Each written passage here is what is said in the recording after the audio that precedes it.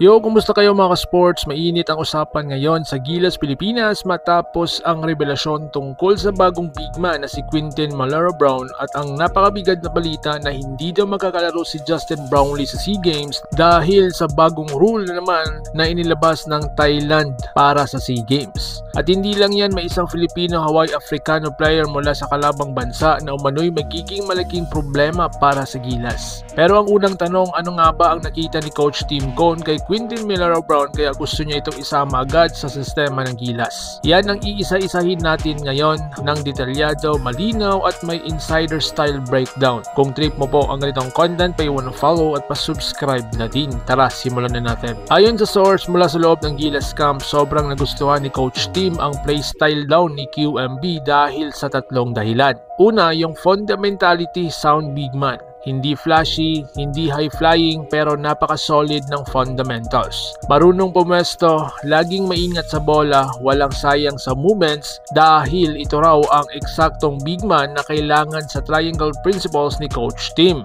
Pangalawa, yung elite passing for a big. Isa sa pinaka nagustuhan ni Coach Tim ay ang kakayahan ni QMB sa high posting